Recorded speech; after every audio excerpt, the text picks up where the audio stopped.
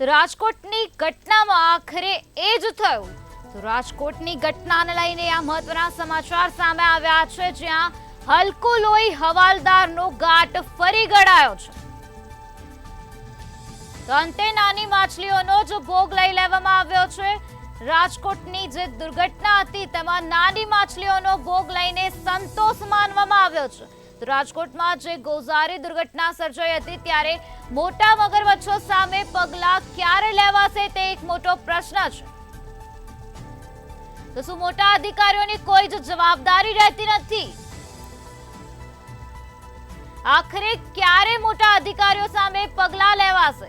તો મંતવ્ય ન્યૂઝ પૂછે છે, આખરે ક્યારે આ પ્રકારે આવા અધિકારીઓ સામે પગલાં લેવામાં આવશે? તો આજ મુદ્દે વધુ માહિતી આપવા માટે આપણી સાથે સંવાદદાતા મેહુલ દુધરેજિયા જોડાઈ ગયા છે. જી મેહુલ, રાજકોટમાં જે દુર્ઘટના બની જેમાં નાની માછલીઓનો ભોગ લેવામાં આવ્યો છે, મોટા મગરમચ્છો સામે કોઈ કાર્યવાહી કરવામાં નથી આવી, શું છે વધુ વિગત? હા, પ્રથમ વખત નથી, દર વખતે આ રીતનું થાય છે. કોઈ પણ મોટી દુર્ઘટના હોય અને તેની અંદર જે નાના માણસો છે, નાના કર્મચારીઓ છે, તેનો જ ભોગ લેવાતો હોય છે. અને મોટા મોટા જે અધિકારીઓ છે, હપ્તા ખાતા અધિકારીઓ છે અને સાથે મોજ મજા કરતા જે અધિકારીઓ છે તે છૂટી જાય છે. આવી જ ઘટના જે છે રાજકોટના જે આગ ઘટના ઘટી, જેની હત્યાકાંડ જે કરવામાં આવ્યો તેની અંદર પણ થયું છે. તમામ જે નાના કર્મચારીઓ છે તેઓને જે છે અત્યારે હાલ સસ્પેન્ડ કરવામાં આવ્યા છે. પરંતુ આ સસ્પેન્ડની કામગીરી પણ જો તમામ લોકોએ સાથે મળીને આનો અવાજ ના ઉઠાવ્યો તો આ નાના કર્મચારીઓ જે અધિકારીઓ છે તે પણ બચી જાત. પરંતુ સવાલ એ છે કે મોટા અધિકારીઓ કેમ નહીં? હાઈકોર્ટ જે છે અત્યારે આ મામલે સો મોટો પર સુનાવણી કરી છે, ત્યાં પણ તેના વેધક સવાલ આવી રહ્યા છે કે જે નાના નાના જે લોકો છે તેને સસ્પેન્ડ શું કામ કરો છો અને મોટા જે અધિકારીઓ છે કેમ બચી જાય છે? આ જે ઘટના છે પ્રથમ વખત નથી પાર્થભાઈ, એવરી ટાઈમ આ જ વસ્તુ થાય છે. નાનો માણસ હોય, કેમ કે બિચારો છે, નાનો છે, નાના પગારમાં કામ કરે છે. બિલકુલ મેહુલ, આ સસ્પેન્ડ કરવા એ માત્ર ટાઈમપાસની વાત છે. બાકી તમારે જો કરવા હોય તો તમે ડિસમિસ કરો, ત્યાંના કલેક્ટરને ડિસમિસ કરો. તમારે કરવા હોય તો ત્યાંના કમિશનર છે આનંદ જોશી, આનંદ પટેલ છે, પ્રભવ જોશી છે, આ બંને લોકોને ડિસમિસ કરો જો તમારે કરવા હોય તો. કેમ કે દુનિયાની અંદર આવું ક્યાંય નથી, માત્ર ને માત્ર આપણા ત્યાં જ આવી ઘટનાઓ બને છે. દુનિયાની અંદર આવી કોઈ જગ્યાએ આવી ઘટનાઓ થાય છે, નથી થતી એવું પણ નથી, પણ આવી લાલિયાવાડી ક્યાંય નથી થતી મેહુલ. લાલિયાવાડી માત્ર ને માત્ર આપણા ત્યાં જ થાય છે. એની માટે જવાબદાર આઈપીએસ છે. કેમ કે નેતા તો અભણ છે, નેતાને કંઈ ખબર નથી પડતી. IAS, IPS, GPSC, UPSC clear કરીને એસી કેબિનમાં બેસે છે. અત્યારે 6 જણને સસ્પેન્ડ કરવામાં આવ્યા છે. આ 6 વ્યક્તિને સસ્પેન્ડ કર્યા. સસ્પેન્ડ કરીને જયસુખ પટેલ અત્યારે બહાર જલસા કરી રહ્યા છે. મોરબીની ઘટનાની અંદર જે લોકોને તમે સસ્પેન્ડ કરી રહ્યા હતા એ અત્યારે પાછા ડ્યુટી ઉપર હાજર થઈ ગયા છે. એટલે સસ્પેન્ડને ડિસમિસ કરો મેહુલ. હા, પણ સસ્પેન્ડમાં ફાયદો તો ખરો જ ને ભાઈ. જો કામ કરવું નહીં, અડધો પગાર મળી જાય અને 2-3 મહિના પછી પાછું જ આવી જવાનું, વાંધો શું છે? બિલકુલ મેહુલ, આ અધિકારીઓ જે એસીમાં બેસે છે ને તેના કમિશનર અને કલેક્ટર, એમને મલાઈ ખાવી છે, હપ્તા ખાવા છે, રૂપિયા લેવા છે. ગેમ ઝોનની અંદર 1.5 વર્ષ પહેલાં પણ ત્યાં અધિકારીઓ ગયા હતા. જે મહેશ બાબુ તત્કાલીન કલેક્ટર હતા, ત્યાંના એસપી પણ ગયા હતા, ઝોન 1 ડીસીપી પણ ત્યાં ગયા હતા. એ પણ મજા માણવા ગયા હતા, કાર રેસિંગ કરવા ગયા હતા. અરે સાહેબ, આ તમારા પાપે 28 જણા કોલસો થઈ ગયા છે. 28 જણા કોલસો થઈ ગયા છે તમારા પાપે. તમે તો કંઈ ચેક ના કર્યું, તમે તો ખાલી મજા માણી. એના પછી અત્યારે કમિશનર ને કલેક્ટર આ બંને લોકો ખુરશી હોધી રહ્યા હતા. મેહુલ, દુઃખની વાત તો એ છે કે ઘટના બને છે, ઘટનાની રાતે બેસવા માટે ખુરશી હોધે છે. હજુ પણ ખુરશીનો મોહ જતો નથી આ લોકોને. હા, પરંતુ ક્યાંક ને ક્યાંક ફાયદો પણ એટલો જ લીધો હશે, કારણ કે 4 વર્ષથી ગેમ ઝોન ચાલતો હતો. ઠીક છે, મીડિયાએ એટલો અવાજ ઉઠાવ્યો ત્યારે આટલા લોકોને સસ્પેન્ડ કર્યા છે. પરંતુ સસ્પેન્ડમાં જે ફાયદા એ મળવાના છે, સાથે સાથે હજુ પણ જે કડક કાર્ય હોય કે એફઆઈઆરમાં નામ નથી, એફઆઈઆરમાં નીચે છેલ્લું એવું લખ્યું છે તપાસમાં બહાર આવશે તો. બિલકુલ મેહુલ, સવાલ ત્યાંના પોલીસ કમિશનર પર એટલા માટે સવાલ થાય છે કેમ કે એફઆઈઆરની અંદર જે તે સંચાલક છે તમે એના નામ દાખલ કરો છો. અમદાવાદની અંદર કૂતરું ખોવાઈ જાય ને તો જેની ઉપર શંકા થાય ને એનું પણ નામ લખવામાં આવે છે. અમદાવાદની અંદર કૂતરું ખોવાઈ જાય અને જેની ઉપર શંકા થાય ને એનું પણ નામ લખવામાં આવે છે. તો એફઆઈઆરની અંદર કમિશનરનું નામ કેમ નહીં? કલેક્ટરનું નામ કેમ નહીં એફઆરઆઈની અંદર? એટલે સવાલ પોલીસ કમિશનર પર પણ થાય છે, કેમ ના થાય? કેમ કે ત્યાં આગળ દારૂ મળ્યો છે, 6 બિયરના ટીન મળ્યા છે, દારૂની બોટલ મળી છે, એના કારણે પીએને પણ સસ્પેન્ડ કરવામાં આવ્યા. કાલે મંતવ્ય ન્યૂઝના રિપોર્ટરે પણ ત્યાંથી બતાવ્યું હતું કે દારૂની બોટલ ત્યાં આગળ મળી છે, બિયર લઈને જતા હતા તો તેના જે પીઆઈ હતા એ પીઆઈ પાછા દાદાગીરી કરતા હતા. અરે ભાઈ, આ તમારા પાપે આ બધું થયું છે, કેમ કે તમારા ફોનથી પણ તમે 10 લોકોને ત્યાં મજા કરાવી હશે. જે પ્રમાણે બાંધકામના સ્ટ્રક્ચર ઘણા બધા વિવાદો હતા કે બાંધકામનું સ્ટ્રક્ચર છે તે પોલ ઉપર બનાવી દેવામાં એટલે મંજૂરી લેવી ના પડે, પરંતુ સૌથી મહત્વની વાત છે GDCR. ગુજરાતનું કોઈ પણ બાંધકામ કરવું તમારે એને ફોલો કરવું પડે. એ સ્ટ્રક્ચર કોઈ પણ પ્રકારનું પરમેનન્ટ બાંધકામ નથી, અમે કામ નહીં કરીએ, TDOના જે બહાના નહીં ચાલે. હાઈકોર્ટ પણ આ વસ્તુ કહી રહી છે. તેમ છતાં જે અધિકારીઓ છે, રોડ એન્ડ બિલ્ડિંગ હોય કે પછી સાથે સાથે TDO હોય, આ લોકો કેમ ભાગી જાય છે? બિલકુલ મેહુલ, હાઈકોર્ટે પણ કહ્યું છે કે આ માનવ સર્જિત છે. પણ મહત્વની બાબત આપણે એ કહી શકાય કે આવતીકાલે માફ કરજો, ફાયર સેફ્ટીના અધિકારી આપણી સાથે જોડાયા હતા. એ ફાયર સેફ્ટીના અધિકારીએ અત્યારે તો અમદાવાદની અંદર પહેલાં હતા, અત્યારે પૂર્વ થઈ ગયા છે. એમને કહ્યું કે આ મોતનો માચડો છે ને એ પતરાના શેડ ઉપર બનાવવામાં આવ્યો છે અને એ પાછો રેસિડેન્ટ એરિયા છે.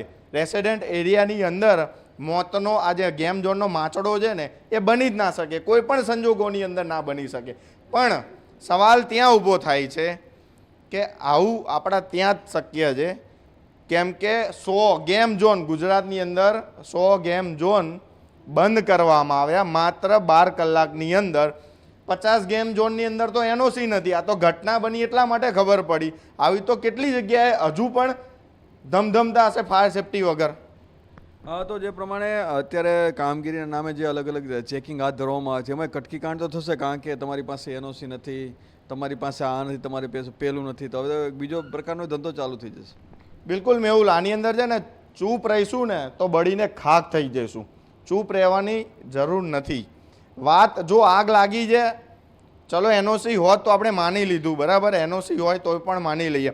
આગ લાગી છે, આપણે NOCનું કાગળ બતાવીશું તો આગ બુઝાઈ તો ઓલવાઈ તો જવાની નથી. પણ સાથે સાથે આગ લાગે છે ને ત્યારે તાલીમ આપવાની પણ જરૂર છે, કે દરેક જગ્યાએ તાલીમ આપવાની જરૂર છે.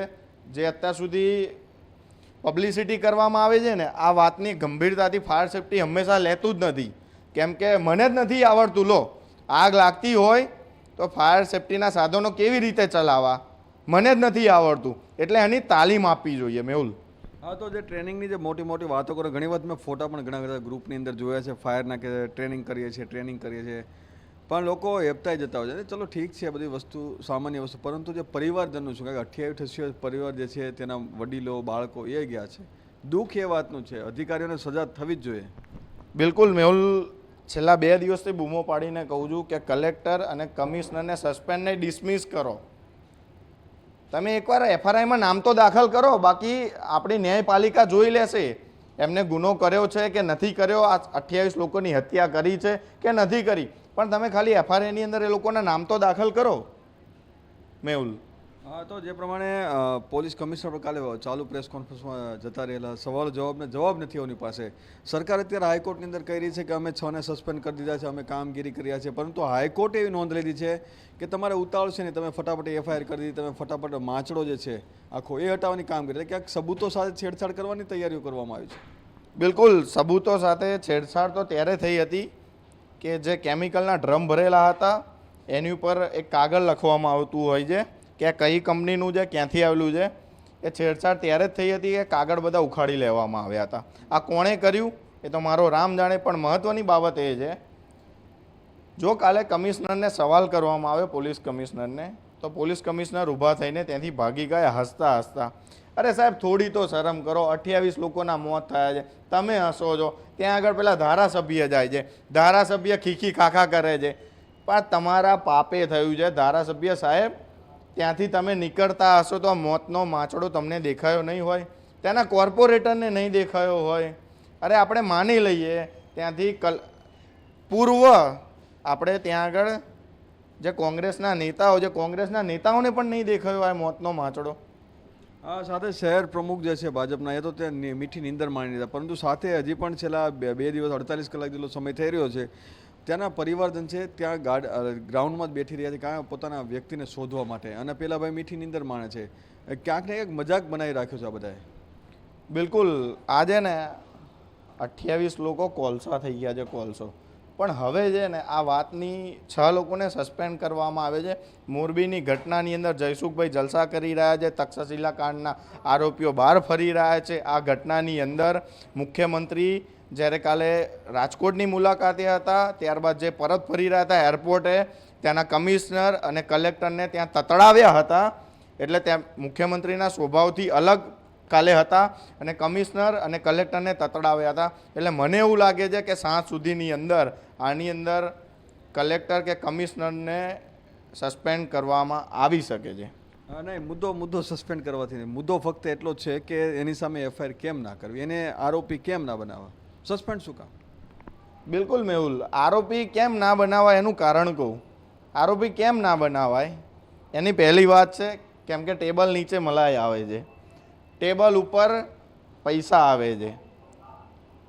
બે વાત છે, ટેબલ નીચે પૈસા આવે છે એટલા માટે આરોપી નથી બનાવાયા. બાકી આરોપી તો પહેલાં એ જ છે. કેમ નથી એ જવાબદાર? જો નાના તમે 6 અધિકારીને સસ્પેન્ડ કરો છો તો તમે કેમ જવાબદાર નહીં? એટલે એવું તો માની લેવાનું કે 6 અધિકારી તો જવાબદાર હતા જ તે, પણ ઉપરની રેન્કના અધિકારીઓ જવાબદાર નથી આની અંદર મેહુલ. કારણ કે સૌથી વ્યક્તિ જે ઉચ્ચ હોદ્દો ધરાવતો એ જ આદેશ કરતો, એ જ આદેશના પાલને ઘોડીને પી જાય છે, આંખ આડા કાન કરે છે, અને આ રીતે જે દુર્ઘટના થાય છે ત્યારે હાથ ઊંચા કરી દે છે. પરંતુ આપણો એ મુહિમ જે છે એ ફક્ત એટલે જ હતી કે આરોપી જવાબદાર અધિકારી, આપણે કોઈના નામ જોગ નથી, પણ જવાબદાર અધિકારી કડકમાં કડક સજા થવી જોઈએ. બિલકુલ, જવાબદાર અધિકારી કહેવાય ને કે ગામનો ધણી સરપંચ હોય, તો સિટી છે તો સિટીની અંદર કલેક્ટર છે અને કમિશનર છે. આ 2 લોકો જ જવાબદાર છે, 2 લોકો જ જવાબદાર છે આની માટે. એટલે જ સતત 2 દિવસથી આપણે બૂમો પાડીને કહી રહ્યા છે.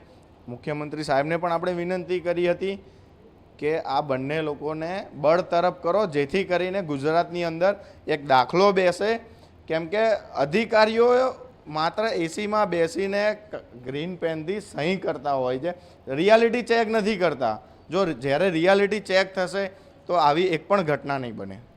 એટલે કે દુબઈની અંદર જે પ્રમાણે ચોરી કરવા ઉપર હાથ કાપી નાખવામાં આવે છે, અમારે તમારા હાથ નથી કાપવા, પરંતુ એવા એક અધિકારી જે જવાબદાર મોટા અધિકારી છે તેની સામે જો કડક કાર્યવાહી કરવામાં આવે તો આગામી દિવસોમાં આવી દુર્ઘટના ના ઘટે. કારણ કે તમામ પ્રકારની છટકબારી જે શોધવાનું કામ અને આ બતાવવાનું કામ છે તે આવા ઉચ્ચ અધિકારીઓ જ કરતા હોય છે. ટેબલની નીચેથી જે 2 નંબરના જે હપ્તા અને ભ્રષ્ટાચાર જે છે તે આ મોટા અધિકારીઓ જ કરતા હોય છે. નાના જે લોકો છે તેનો ભોગ લેવાઈ જતો હોય છે. 6 મુખ્ય આરોપી ફરિયાદની નામ અને સાથે 6 જેટલા જે અધિકારીઓ નાના કર્મચારીઓ સસ્પેન્ડ કરવામાં આવે છે. પરંતુ મંતવ્ય ન્યૂઝની માંગ એટલી જ છે કે જવાબદાર મોટા અધિકારીઓ સામે પણ કડક કાર્યવાહી થવી જોઈએ. ચોધાર આંસુએ રડતા જે લોકો છે, પરિવારજનો છે, તેને પણ ન્યાય મળે તેવી પણ આશા રાખી શકાય છે. જી મેહુલ, સમગ્ર માહિતી આપવા બદલ આભાર. તો રાજકોટમાં જે ગોઝારી દુર્ઘટના સર્જાઈ તેમાં 6 અધિકારીઓને સસ્પેન્ડ કરવામાં આવ્યા છે, પરંતુ જે મોટા અધિકારી છે કમિશનર અને કલેક્ટર વિરુદ્ધ કોઈ કાર્યવાહી કરવામાં નથી આવી, એફઆઈઆર પણ દાખલ કરવામાં નથી આવી. ત્યારે આખરે ક્યારે મોટા અધિકારીઓ સામે પગલાં લેવામાં આવશે? મંતવ્ય ન્યૂઝ આ પ્રશ્ન પૂછે છે જનતા વતી. અંતે નાની માછલીઓનો જ ભોગ હંમેશા લેવાય છે, પરંતુ જે મગરમચ્છ છે તે હંમેશા છૂટી જાય છે. તો પોલીસ ઇન્સ્પેક્ટર વીઆર પટેલને સસ્પેન્ડ કરી દેવામાં આવ્યા છે. આ દુર્ઘટનામાં 6 અધિકારીઓને સસ્પેન્ડ કરવામાં આવ્યા છે, પરંતુ મોટા અધિકારીઓ સામે કોઈ પણ પ્રકારના પગલાં લેવામાં નથી આવ્યું. રાજકોટની ઘટનામાં પણ આખરે એ જ થયું છે, જેમાં હલકું લોહી હવાલદારનો ઘાટ ફરી ગળાયેલો જોવા મળી રહ્યો છે. અંતે નાની માછલીઓનો જ ભોગ લેવામાં આવી રહ્યો છે. મોટા મગરમચ્છો સામે કોઈ પણ પ્રકારની કાર્યવાહી કરવામાં નથી આવતી. નાની માછલીઓનો ભોગ લઈને સંતોષ માની લેવામાં આવે છે.